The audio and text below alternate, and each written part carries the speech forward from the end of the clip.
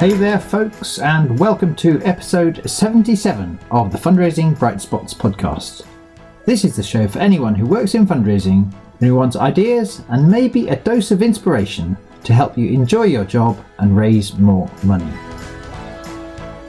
And today I'm sharing the second half of a conversation I had recently with Will Robinson, who's a very smart fundraiser at Become. Become is a fairly small charity that serves children and young people with experience of living in care in the UK. In episode 66 of this show, Will shared some wonderful progress his charity has made in fundraising with the gaming community. As you may be aware, in recent years, some larger charities have developed strategies for raising funds with gamers. During the first lockdown in 2020, Will fast-tracked his plans to do the same. At the time of recording, Will's charity had done 3 separate gaming marathon events called Become Players, which had raised a total of £16,000. To me, one of the fascinating things about their achievements is that of the 65 people who raised funds through gaming for Become this year, not one of them had raised money for the charity in any way before. So this gaming initiative was the catalyst for lots of new support, and just as interestingly, some of those people have now raised funds for the charity through all 3 of the gaming events across the year. In today's episode, Will shares advice and various lessons he's learned so far, including tips on incentives, working with influencers, and ethical and safeguarding considerations. Early in this part of the conversation, I asked Will to tell us about a specialist instant messaging platform called Discord that has been really helpful to their approach. Will Robinson, welcome to the Fundraising Bright Spots podcast. Hey Rob, thanks for having me. You are very welcome. I've been so intrigued by some of the things you've been doing in the gaming community. I think I read on your blog about a platform called Discord. Mm-hmm. What is it, and what are the advantages you found with that compared to another platform like MailChimp or something for staying in touch with people? Yeah, so Discord it's an instant messaging platform. It was created specifically for the gaming community. So if you go onto Discord, you might join a channel. It's called specifically about a game because you're interested in this one game. It's like The Sims or something. You go on the Sims channel and it's just like an instant chat and everyone's just talking about the game and you can like make friends and have interesting conversation. So charities, or we can create our own channel, like Become Players channel, for all our participants to join, and that gives us like an immediate communication tool to send out announcements, to send out just good stewardship, and also to help encourage participants to support each other. So again, this was like super important for kind of those technical questions about gaming, about streaming, which I did not know the answer to.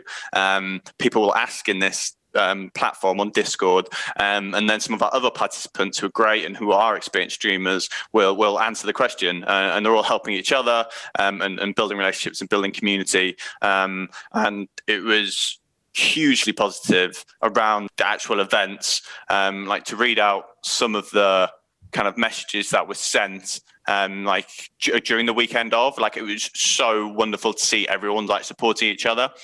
So people were saying like, well done everyone, I love the community and how each of us has made a difference.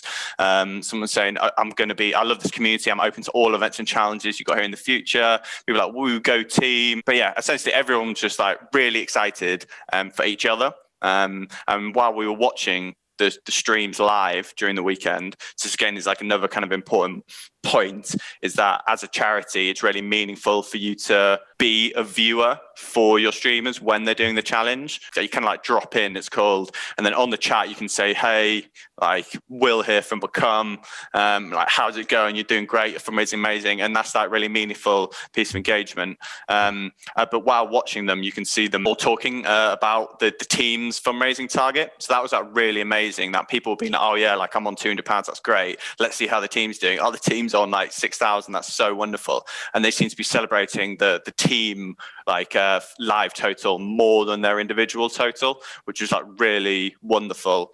And Discord has been like really, well, it's been crucial for building those relationships and building that community.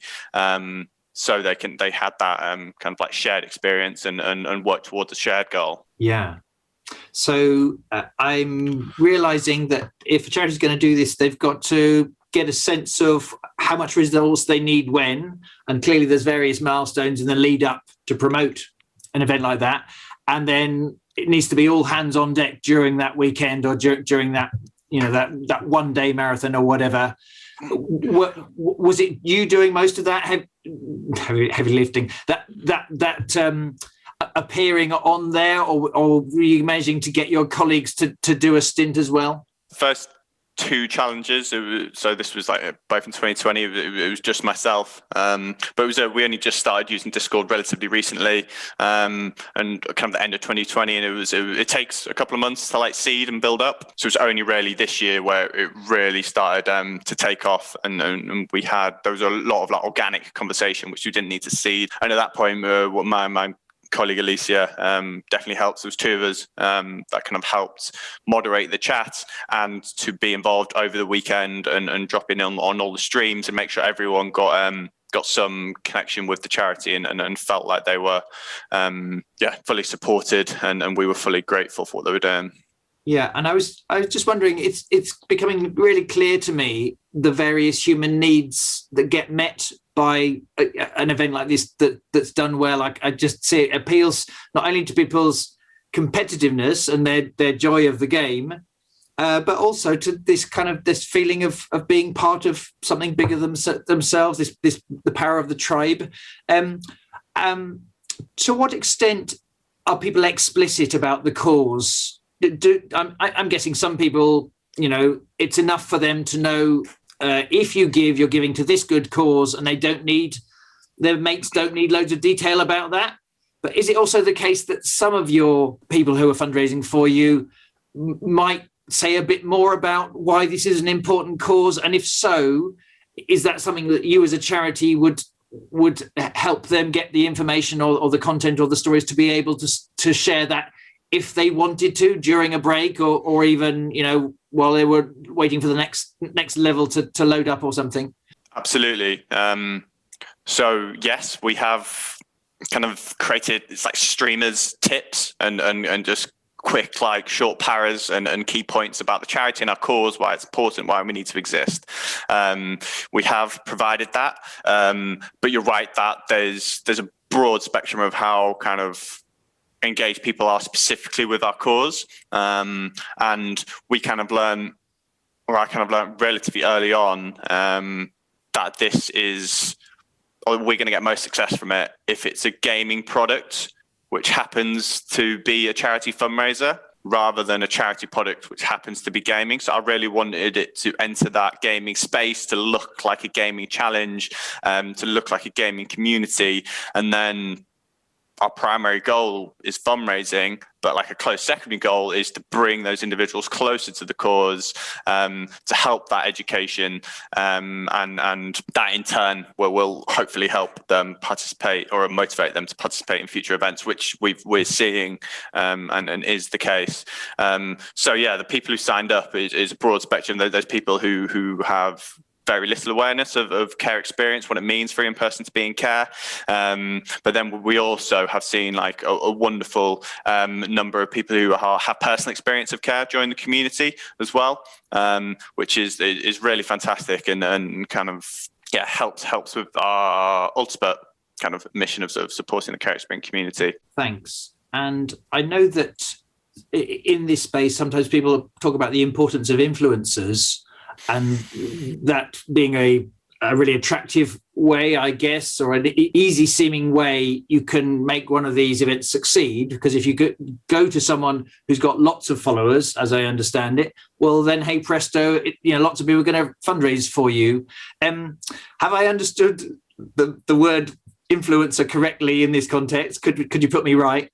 And what's your experience of going down that route to grow an event?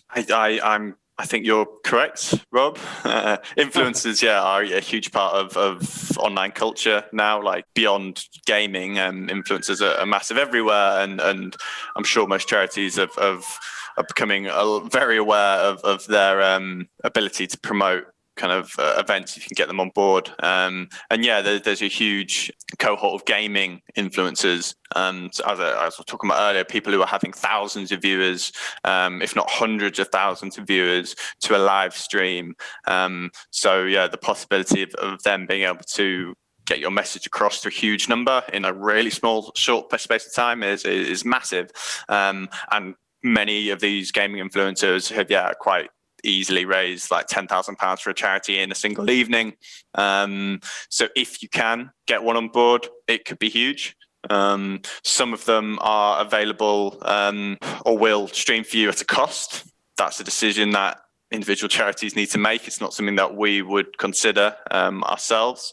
We're definitely hopeful to build relationships with influencers in the medium and longer term. I've struggled to reach them over the past 12 months. So that 16,000 we raised that without any influencer involvement. So they're not like a need, they're not a necessity to have a successful gaming fundraising product.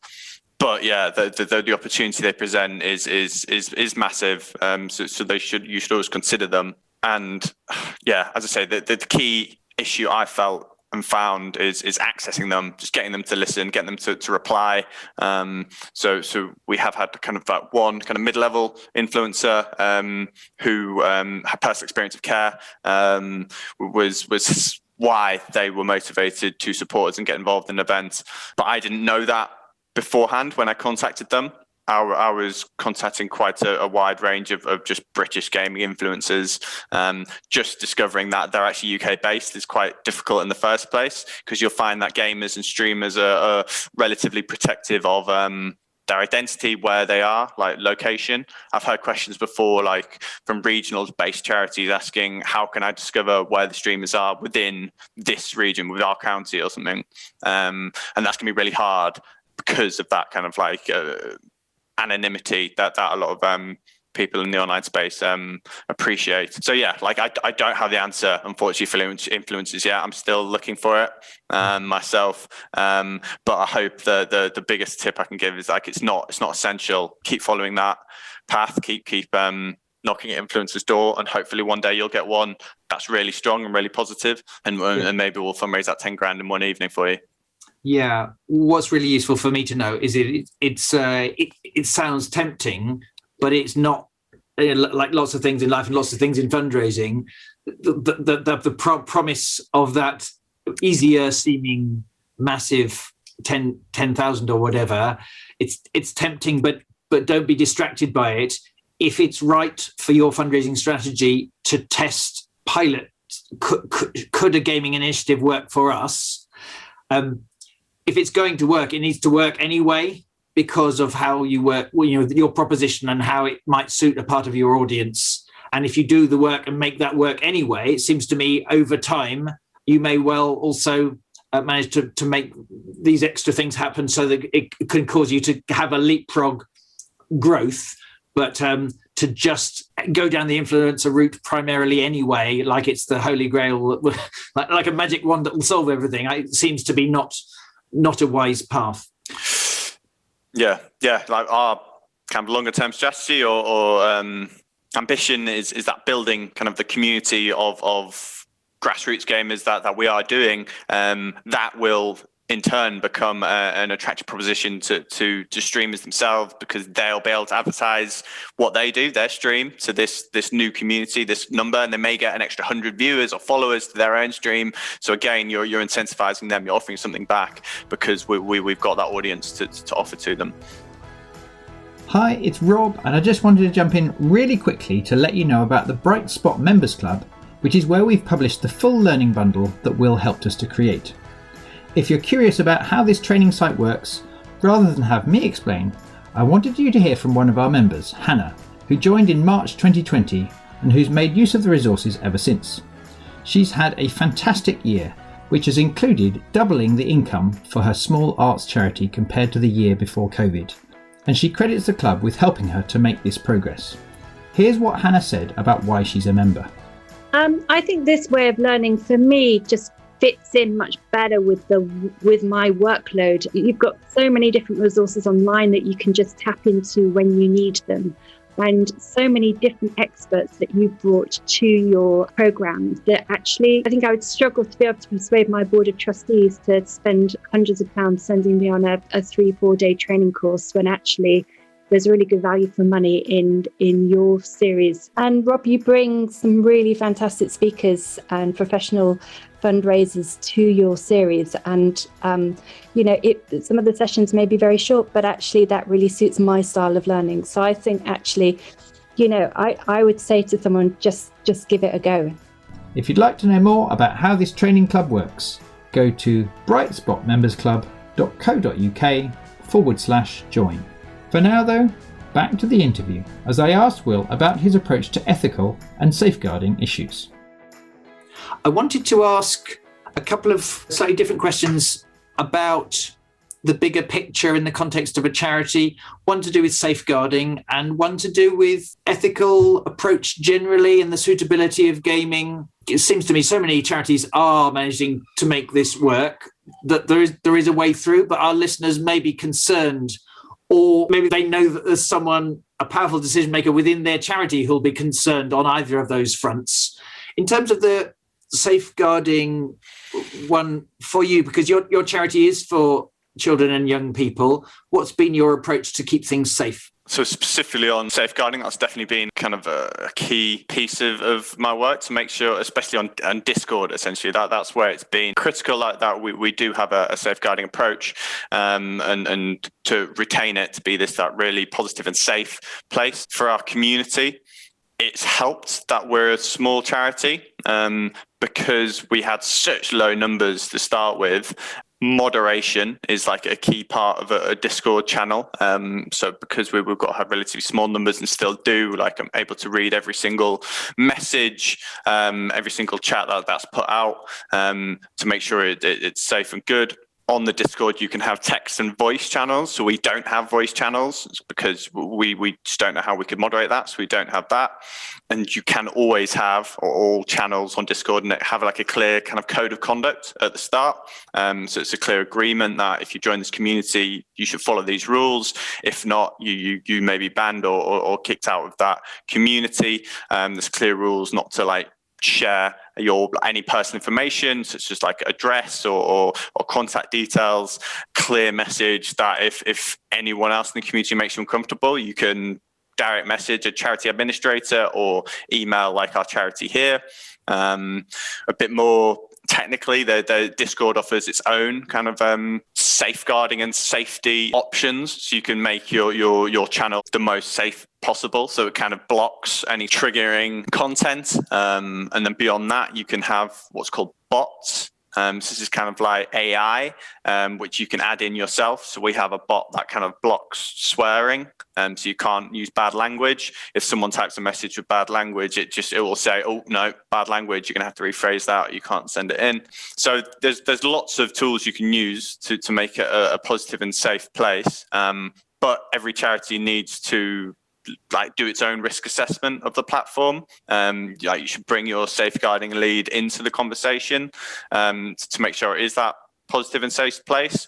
And then finally, we're really vocal about it on the platform. So we want this to be as safe and positive space as we can for all of you and for anyone who will join. And again, because I'm not an expert in Discord, I will ask the community, if you think there's any tools that we should build into this, please let me know, so we can continue to make it even more safe. And some of them came with really good suggestions. So one was a tool where you can choose your own pronouns when you join the community. So that's kind of attached to kind of your name, to make people feel a lot more comfortable. So we're able to build that in. So now when someone joins the community, they're encouraged, if they would like to choose their own pronouns. And again, that's hopefully made it a lot more safe and comfortable for individuals in the community. So yeah, again, engaging them, bringing them on that safeguarding journey has been really important, but it's still something that we're still learning. And again, because we've had relatively small numbers, it's meant we've been able to do it in an environment that we're happy with, it's safe enough.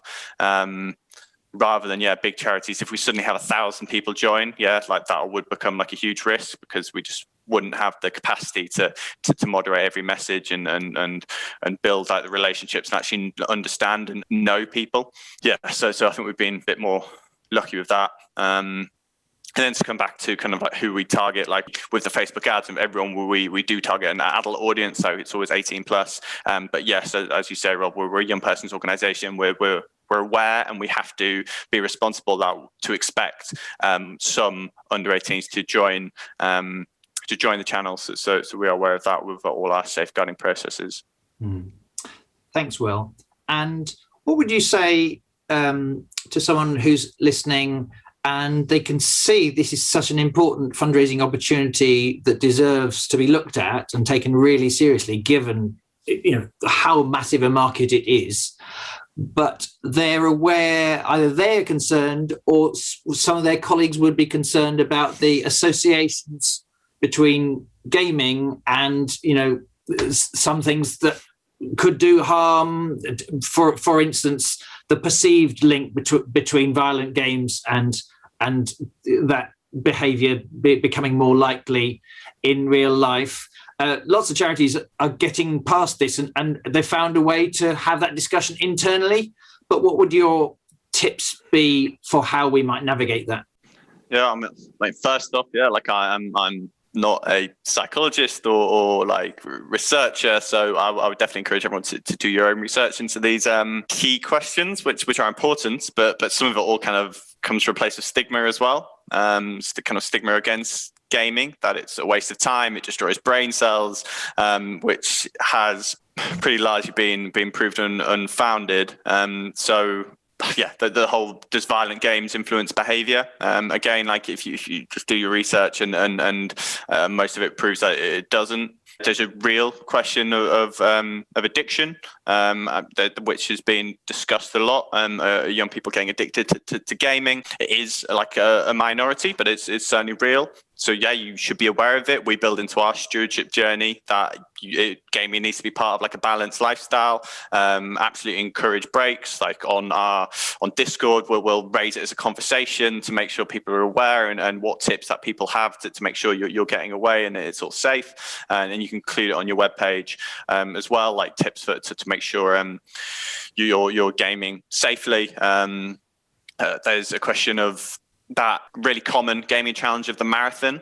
Like we have learned that itself poses a bit of a physical health risk. If you're asking someone to stay up overnight and do something for 24 hours, I mean, that's not the healthiest thing to do. So absolutely everyone in the charity community should be encouraging breaks within the marathon. Like you absolutely should not just allow, but encourage people to split that up over a weekend or longer to make sure people are looking after their mental and physical health.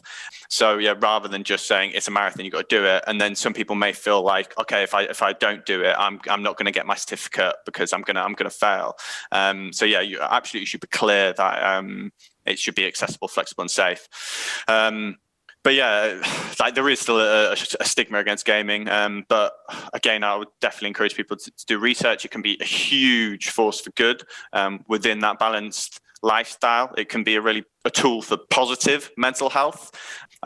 Personally, I've used it for kind of like escapism. You can escape into like another world, which is like fantastic. And I was watching a short documentary on the BBC iPlayer the other day. It's called Gaming and Me. I would encourage people to watch that. That's a bit of education, which is good. And then one of the positive opportunities of kind of the gaming world is kind of opening up communities to individuals. Some people find communities which are inaccessible to them in quotation marks, kind of like the real world. So again, that is a hugely positive thing, and all these positive things should not just be overlooked because of kind of our past preconceptions that gaming is dangerous. And finally, like gaming, I mean, it's absolutely here to stay and it's only going to grow. It's not just young people, it's a huge part of culture across the world. So if you make the decision to not engage, for safeguarding reasons, that's okay. But as long as you understand the positive aspects as well and you make that informed decision. That makes sense. Thank you, Will. In terms of, I know how hard you've worked over the last year and a half having conversations, researching in various places to get more expert in this space. And I know you're continuing to do that. If someone's listening and they realize they really need to look into this, do you have a couple of tips for a couple of places they could go to, or podcasts or blogs they could read, which would help them go deeper than we've been able to cover in this fairly short interview? Sure. I think the first thing I would say is go on Twitch and just really see real life what it is, what people are doing. So you can make like an account on Twitch like really quickly with minimal personal information, and then you can just click and watch people live straight away. So you'll understand there kind of what gaming and streaming gaming is. I guess I'm near the end here, but if there were 1, 2 or 3 things, they might seem obvious to you now, but 2 years ago you wouldn't necessarily have known these insights to be so important, so valuable principles or valuable things you've learned during this journey over the last year and a half that might be useful to someone who's about to embark on it. Even if you're in a way repeating some things you've said already, what would those 1, 2 or 3 principles or ideas be? I think I would say pretty much every charity can access gaming fundraising. I think you will have some gamers within your current audience already, and you can also access completely new supporters. I think a key thing for us was that it's entering the gaming space, or we're straddling the gaming space and the charity space, but leaning more heavily into the gaming space. So if you build something that looks like a gaming product and a gaming community, that will really appeal to people who maybe don't have awareness of your cause or charity yet, but that will motivate them to join. So essentially it'll be an event-led fundraising product, which it definitely is for us, and we've seen huge success. And that community aspect has been massive for us. It's been like one of the most successful kind of ad copy. I was mentioning earlier about doing a test of what is the most successful copy that engages people to sign up. So joining a community was really successful for us. So that's been tremendous. And then, another tip is everyone loves a good kind of giveaway. So if you do incentivized fundraising, so we had, if you fundraise £200, you're going to get a Become Players esports jersey. So esports is kind of like the more competitive side of gaming. But again, just to make people feel like they're part of a team, they're part of the community, and really give some tangible reward for that. People have loved that, like gamers and everyone alike. So yeah, there's a few tips that I think that people should, every charity can access. Will, thank you so much. I'd love to go on and on, but I know you've got plenty to get on with. Thank you for coming on the podcast. Thank you for sharing so many examples, tips of things you've learned along the way. I look forward to watching your charity's continued activity in this space, because it seems you've got plenty more plans and it's working already, and you're determined to keep working with this community. A key insight I've got, like lots of great fundraising, so much of why you've made it work is by being grateful for and making use of the power of your community. You couldn't have done it all on your own. There's no way you ever could have, but you've really deliberately asked for help and found lots of wonderful people who care about your cause, who have helped, and that's a lot of why you've made it work. So thanks for making that point really clearly, as well as all the other tips. Best of luck with your fundraising, and I will catch up with you soon. Great. Thanks again for having me, Rob. Thanks, Will. Bye-bye. Well, I hope you found these ideas were helpful. If so, please do remember to subscribe to the Fundraising Bright Spots podcast today so that you never miss an episode. For a full transcript and a summary of the episode, go to the podcast section of our website, which is brightspotfundraising.co.uk. As I say, this episode was an excerpt from the full film interview I did with Will as part of a learning bundle for the Bright Spot Members Club. If you'd like to see the full learning bundle, it's one of dozens of learning films and weekly live fundraising masterclasses that we provide to fundraisers through the club.